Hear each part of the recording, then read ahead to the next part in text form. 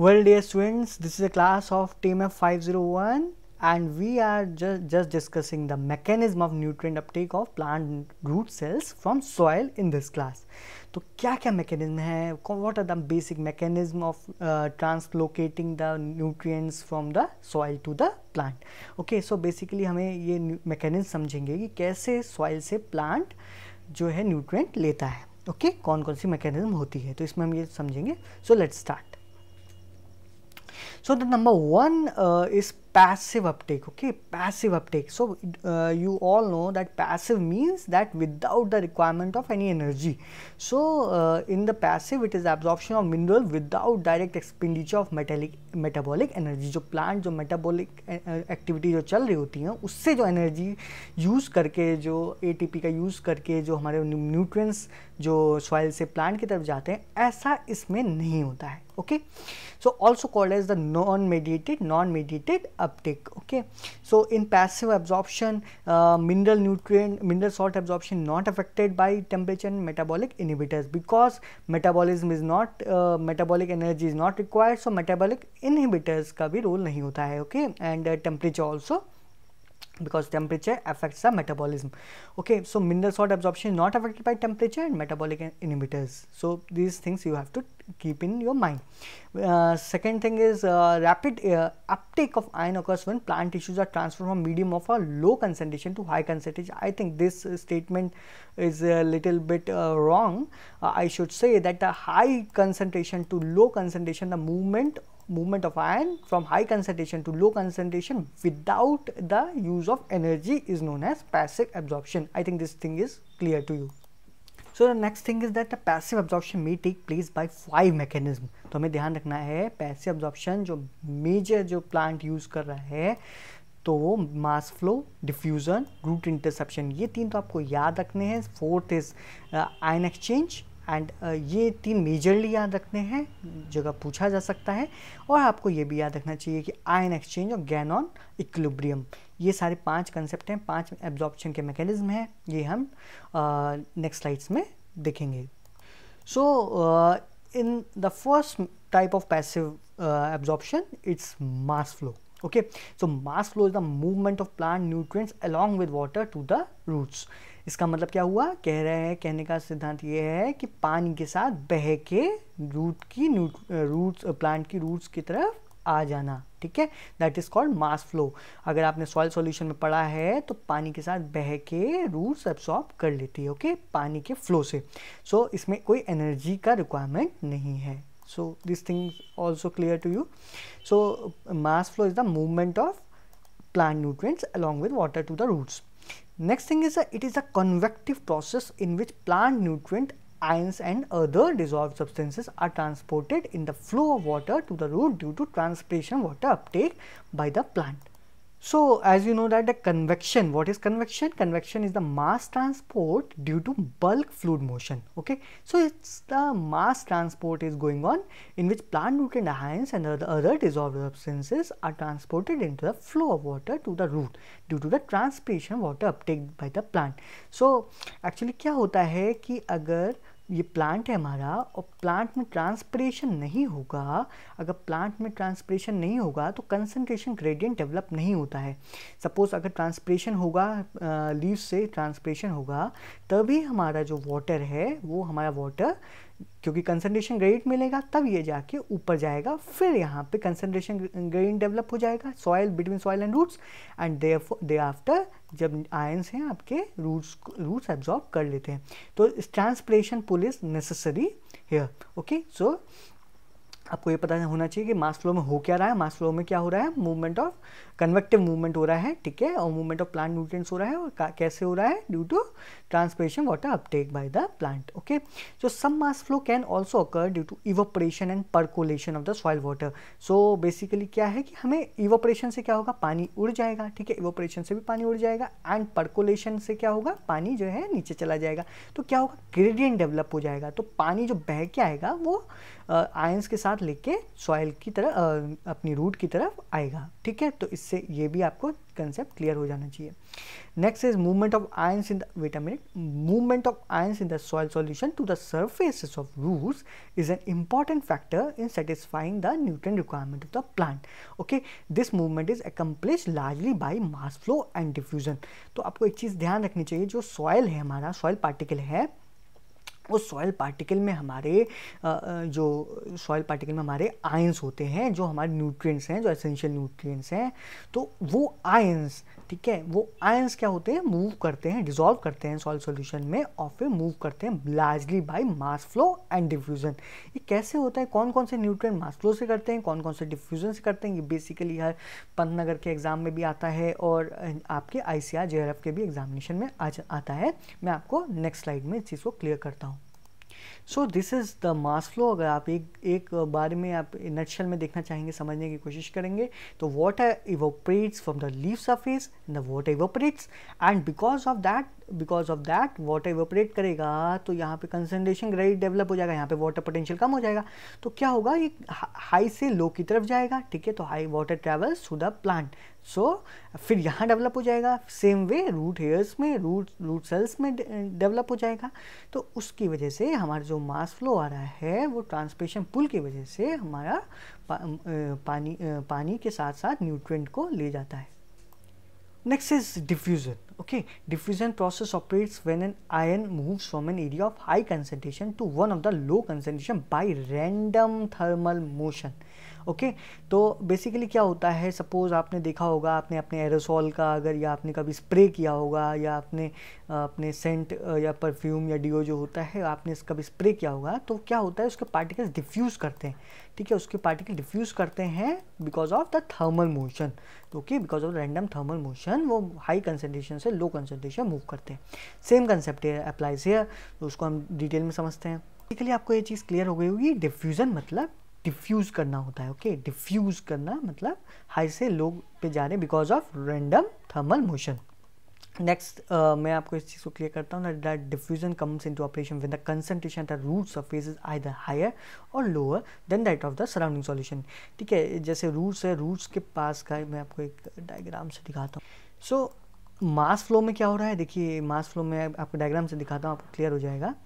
Mass flow से क्या हो रहा है कि पानी के साथ मूव कर रहा है। डिफ्यूज़न में क्या हो रहा है, जो ये आयन है ये डिफ्यूज़ कर रहा है। ठीक है, ये आयन डिफ्यूज़ कर रहा है, क्यों कर रहा है, अपने डिफ्यूज़न जो ग्रेडियंट डेवलप हुआ है उससे, कंसंट्रेशन ग्रेडियंट जो डेवलप हुआ है उसकी वजह से ये मूव कर रहा है।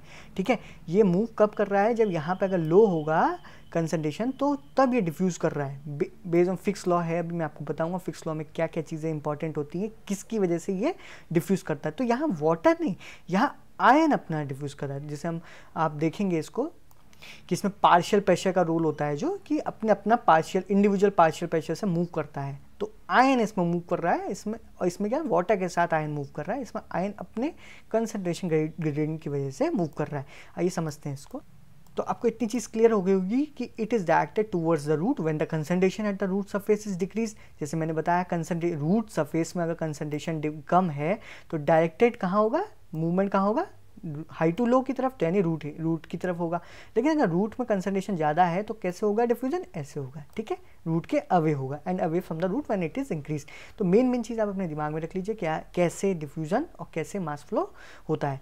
तो diffusion follows fix first law. तो फिक्स ने एक साइंटिस्ट थे, उन्होंने एक लॉ दिया जिसमें F is equal to minus D DC by DX। तो F is equal to diffusion rate जिसे डिफ्यूजन रेट बोल रहे हैं। ठीक है, quantity diffuse per unit cross section and per unit time. Okay, तो एरिया कि मतलब सपोज एक एरिया है 1 सेंटीमीटर स्क्वायर का और 1 सेकेंड में जा रहा है। ठीक है, 1 सेकेंड में जा रहा है, तो कैसे कितना डिफ्यूज़ किया क्वांटिटी इतने सेकंड में, इतने एरिया में, 1 सेंटीमीटर स्क्वायर में 1 सेकंड में कितना क्वांटिटी, उसे डिफ्यूजन रेट बोलते हैं। ठीक है, रेट हो गया। ठीक है, रेट आपको क्लियर हो गया। Second thing is DC by DX। तो DC बाई DX से पहले आपको C और X के बारे में पता होना चाहिए। C होता है कंसंट्रेशन, वो concentration of that particular ion, and the diffusion D is equal to diffusion coefficient. ठीक है, D कैपिटल वाला मैं बता रहा हूँ, ये वाला D डिफ्यूजन कोफिशिएंट है, और ये डिस्टेंस है जो X की बात कर रहे हैं, ये डिफ्यूजन के लिए डिस्टेंस है। जो ये सपोज ये डिस्टेंस है, इतनी डिस्टेंस उसने 1 सेकंड में पार की है, तो वो आयन की वो डिस्टेंस उसने कैलकुलेट किया है। तो DC by DX is the concentration gradient. तो ग्रेडियंट जब होगा तभी मूवमेंट होता है। ग्रेडियंट आपको पता होना चाहिए कि अगर ग्रेडियंट नहीं है, सपोज डिफरेंस नहीं है एक दूसरों में, तो मूवमेंट नहीं होता है। तो होप आपको ये चीज़ क्लियर हो रही हो। Basically Drew et al reported that कि क्वांटिटी कैसे पता चलेगा कि क्वांटिटी कितनी न्यूट्रिएंट एब्जॉर्ब कर लिया है रूट ने। तो उसके लिए उन्होंने एक फॉर्मूला बनाया था, Q = 2 पाई ए होता है हमारा रूट रेडियस, और अल्फा होता है न्यूट्रिएंट एब्जॉर्बिंग पावर, और C जो होता है हमारा average nutrient concentration at the root surface, and T = time of nutrient absorption. तो बेसिकली ये आपको फंडा क्लियर होना चाहिए कि ये फॉर्मूला भी पूछा जा सकता है कि आप अगर क्वांटिटी कितनी जा रही है न्यूट्रिएंट की, ये चीज़ आपको क्लियर होनी चाहिए। So if diffusion is the main process by which a plant nutrient is transported to the root surface, the quantity of nutrient absorbed by the root can be described approximately by the following equation। Basically ये masters के level का है, but मैं आपको फिर भी आपको idea लेने के लिए आप ये फॉर्मूला ध्यान में रख सकते हैं। बेसिकली एक कंसेप्ट है कि nutrients taken up rapidly by plant roots and which are generally present in the soil solution in low concentration such as ammonium, K+ and phosphate, जो फिक्स हो जाते हैं। जो मैंने आपको बताया होगा पिछले कोर्सेज में कि ये जो केटायंस है ये फिक्स हो जाते हैं। तो ये फिक्स हो जाते हैं सॉइल सॉल्यूशन में, तो ये वाटर के साथ मूव नहीं कर पाते। तो ये किसकी वजह से ट्रांसपोर्ट होते हैं? ये होते हैं डिफ्यूजन की वजह से, मास फ्लो से नहीं होते हैं। ठीक है, तो ये भी चीज़ आपको क्लियर हो जाना चाहिए। Second thing is diffusion also dominates when transpiration is low. ठीक है, ट्रांसपिरेशन अगर लो भी होगा, ठीक है, अगर ट्रांसपिरेशन कम भी हो रहा होगा तब भी डिफ्यूजन हो जाएगा, क्योंकि इसमें हम वाटर का मूवमेंट नहीं देख रहे हैं। Okay, mass flow plays an important role for nutrient present in soil solution in high concentration and when transpiration is high. ठीक है, तो जैसे भीड़ होती है, जैसे भीड़ एकदम से बहती है, भीड़ धक्का मारती है तो वहाँ से, तो ऐसी मास फ्लो में होता है। तो मास फ्लो उन सॉल्यूशन के लिए जो सॉल्युबल है और वो पानी के साथ तैरते तैरते प्लांट रूट्स तक पहुंच सकते हैं, और प्लांट रूट्स से तब जाएंगे ऊपर जब ट्रांसपिरेशन हाई हो रहा होगा या ट्रांसपिरेशन हो रहा होगा, तभी मूवमेंट होगा। सो ये एक बहुत इंपॉर्टेंट क्वेश्चन है, पूछा जा सकता है कि nutrients such as phosphorus and potassium are absorbed strongly by soils and are only present in small quantities in the soil solution.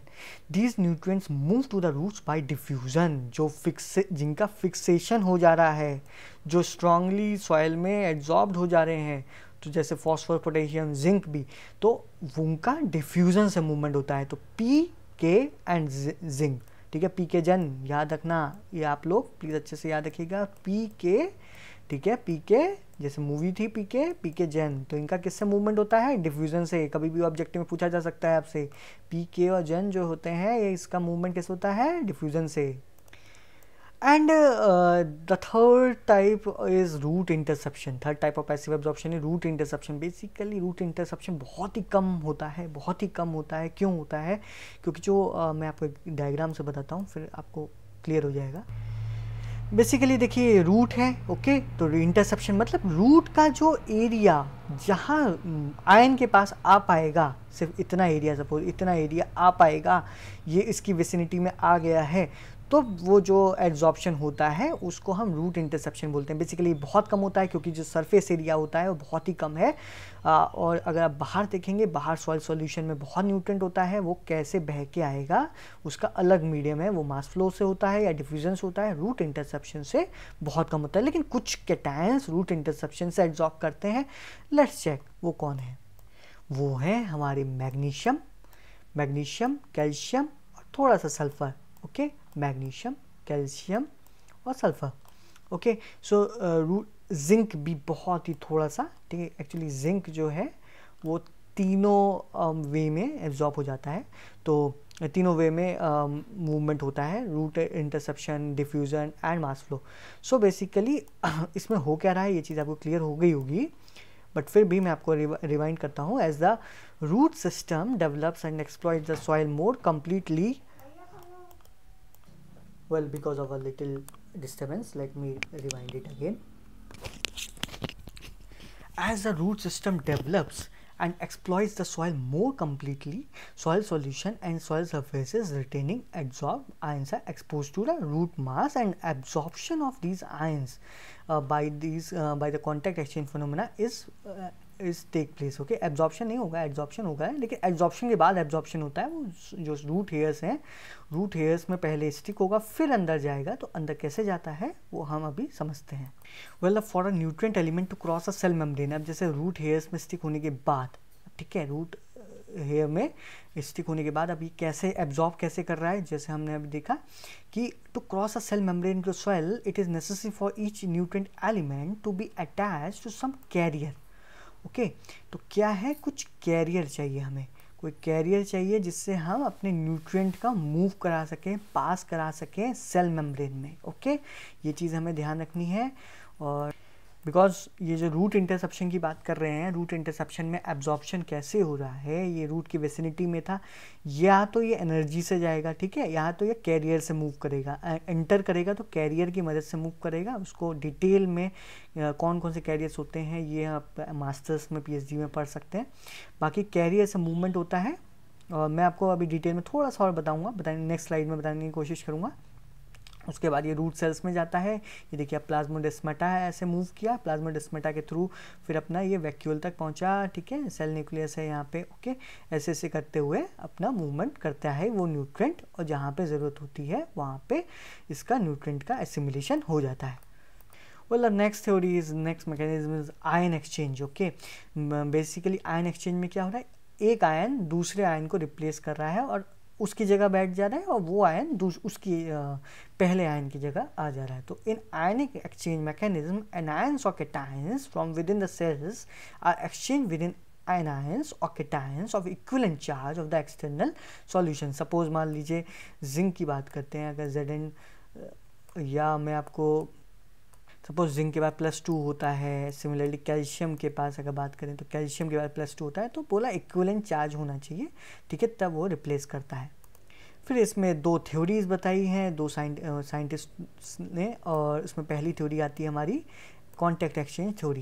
According to this theory, an ion may be absorbed by the plant root without being first dissolved in the soil solution.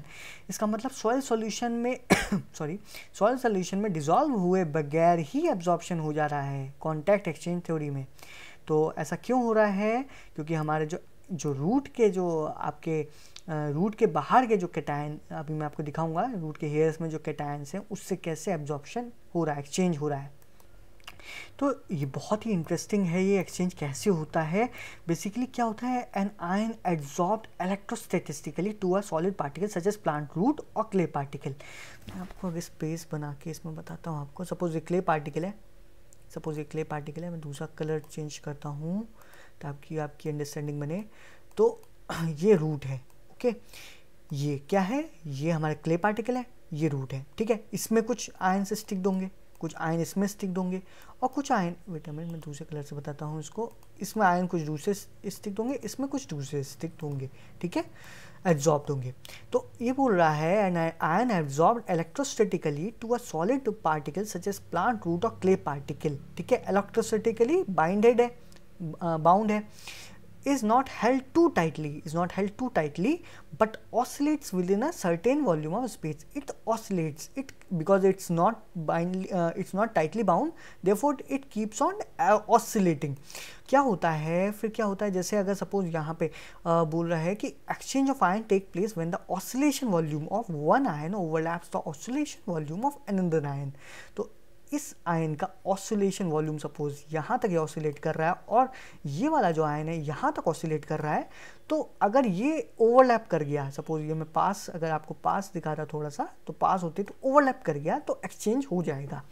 तो exchange का ये medium, ये जो आपको theory है ये बहुत important है कि आयन एक्सचेंज कैसे हो रहा है, बिकॉज ऑफ ऑसिलेशन वॉल्यूम, ठीक है। ये जो है टाइटली बाउंड है नहीं, ऑसिलेट करता है, ऑसिलेशन की वजह से वो ओवरलैप हो जाता है, जिसकी वजह से आयन जो है रिप्लेस हो जाते हैं।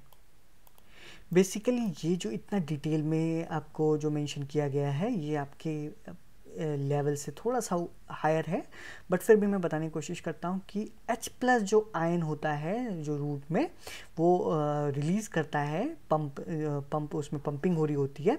तो ये क्या होता है, H+ जब निकलता है हमारा रूट से, क्योंकि क्या होता है ग्रेडियंट डेवलप भी होता है, तो H+ बाहर आता है और K+ अंदर चला जाता है, ठीक है। 2 H+ आएंगे तो दो H प्लस आएंगे तो एक कैल्शियम अंदर जाएगा। ओके, तो by an exchange of H plus from the cell wall K plus और other cation species can be mobilize from a clay mineral. Okay, बाकी मैं आपको इसको डिटेल में डायग्राम वायग्राम से बताया जा सकता है, बट ये अभी आपके लेवल का नहीं है। यूजी लेवल में अभी हमें खाली मेन चीज़ ही समझनी है। Now you can see the in this diagram you can see the exchange going on. ठीक है, तो H प्लस इधर आया तो K प्लस इधर चला गया। ठीक है, सिमिलरली अगर दो H प्लस आएंगे तो एक कैल्शियम चला जाएगा। ठीक है, ये हमारा कैटायन एक्सचेंज थ्योरी है जो आयन एक्सचेंज में हम चल रहे हैं। फोर्थ जो हमारी मैकेनिज्म है पैसिव ट्रांसपोर्ट में, तो सेम वे में। और हमें ध्यान क्या रखना है कि एक्सचेंज कैसे हो रहा होगा, जब इसकी ऑसिलेशन वॉल्यूम इसकी ऑसिलेशन वॉल्यूम से ओवरलैप कर जाएगी तब ये एक्सचेंज हो जाएगा। तो बेसिकली इन एंड ऑल अगर आप इसमें समझने की कोशिश करेंगे कि mass flow, diffusion and root interception they are the three major mechanisms. तो इसमें हो क्या रहा है कि मास फ्लो आपका समझ में आ गया कि soluble ion move to transport with soil water increases as transpiration increases. Root interception में क्या हो रहा है, root hairs grow until it can reach ions and exchange then take place. Okay, ये अपने पास एक कॉन्टेक्ट में आता है तब वो एक्सचेंज हो जाता है।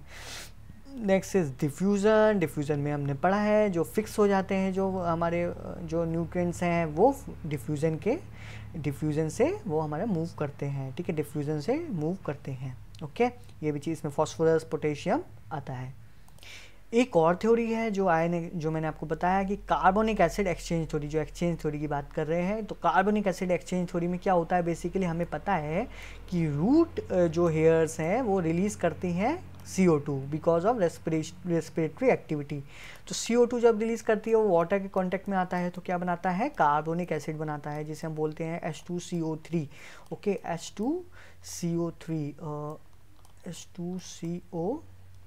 आप इसको समझ जाइएगा। ओके, माउस से इस समय थोड़ा सा दिक्कत हो रहा है।